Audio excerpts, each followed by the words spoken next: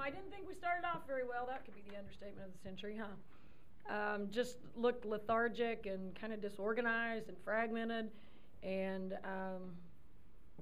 kind of played our way out of it, fought through it a little bit. I mean, it's hard to have a great deal of energy when you go, 2 for 16 or something that we were at the beginning.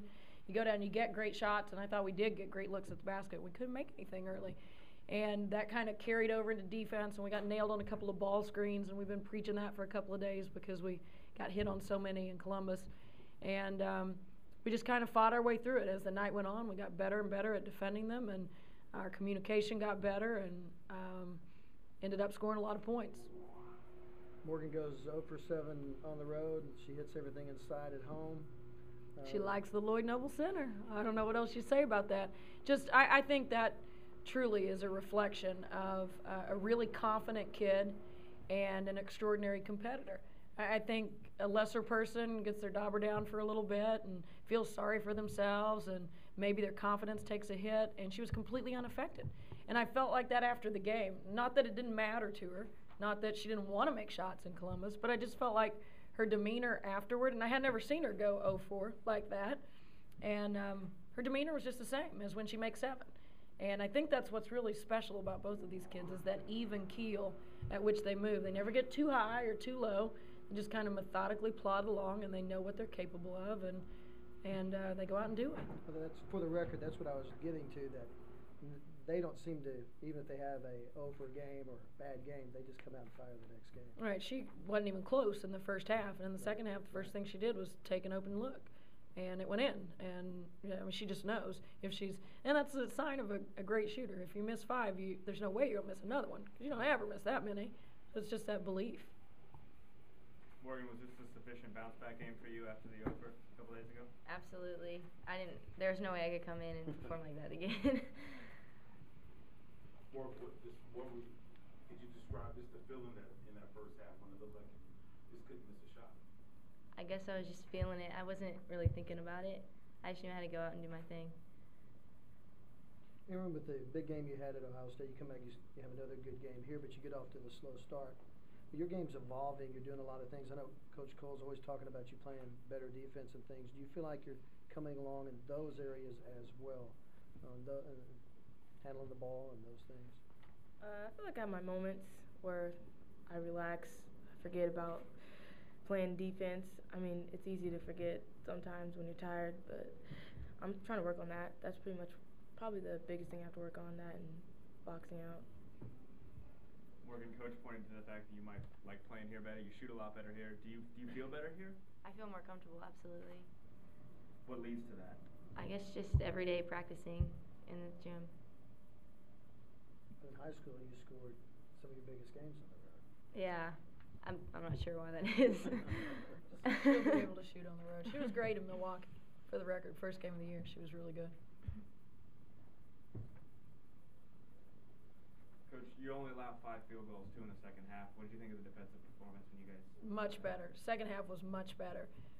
As I said, we've been talking about how to defend ball screens better, and I explained to them at halftime, there's nothing easy about defending a ball screen.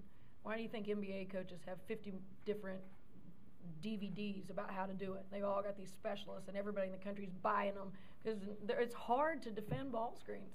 It's really hard. It's 2-on-1 for a little bit. So you got to fight like crazy, whether your post is showing or you're trapping or you're going under. I mean, there are all kinds of different ways to guard them. The bottom line at the end of the day, you're in trouble. It's a 2-on-1 for a little bit, and you got to fight your brains out. And we began to do that in the second half. We began to talk about the screen a little bit earlier with a little more urgency, and our guys who were on the ball began to defend with a little more urgency and a little more fight. And as a result of that, we didn't give them open lanes to the basket. You know, I told our guys in the locker room afterward, we began to defend as one. We began to defend as a unit, and that's progress. You know, you're not going to guard anybody mano a mano. 5 guys guard the basketball, and our posts helped, and our weak side covered down, and just the team defense and the rotation so much better in the second half. So I was really pleased with that. Sure, talking about a little bit the evolving of your game. Your athletes are better, things are going better. When you have your 2 young bigs, you have Nicole and Yelena on the floor. Yet on 1 rebound, the smallest player on the court gets the first rebound. She misses the shot or something happens to it. The second shot Hartman gets the rebound. Right. And there's those two bigs. All right, I know exactly the possession you're talking about. I think we have a nice balance of that. You know, we have the length and we have the speed and the athleticism. And I think what makes all that work are the shooters you put in between it. And I like our mix. I like our balance. I think it's the best shooting team we've had in a number of years. And when you have little guards like that can go in and make those plays, it puts you in a great position. I think Aaryn ended up with 5 rebounds tonight, which is good. If you can be 5'5" and get 5 rebounds, I knew that was coming. 5'7". She said it. No, she's not. How tall is Hartman? 5'8", 5'9", maybe. I think they list her at 5'10". That's a lie. Bruce and D-Rob would be 6'10". Yeah, no kidding. No Talk a little kidding. about Joanna's performance. I thought Joe was Double-double. great. Thank you for bringing that up. I did talk about that in the locker room too. Another double-double, and she's just a warrior around the basket.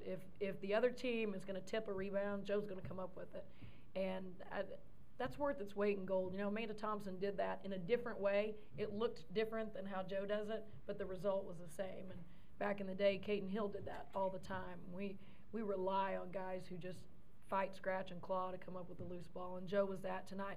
I thought the play that epitomized her performance was Dee got her the great look, wide open shot that she missed. And this is, I think, a reflection of her growth. Instead of grabbing her hair and going, oh, I can't believe I missed that. It was a wide open layup, which she would have done earlier. She just immediately got the rebound and bowled her way back to the rim and finished, and with an and one, I think. And that's what you got to do in that position. I was really pleased with her, and she did that in 20 minutes, another double-double in 20 minutes.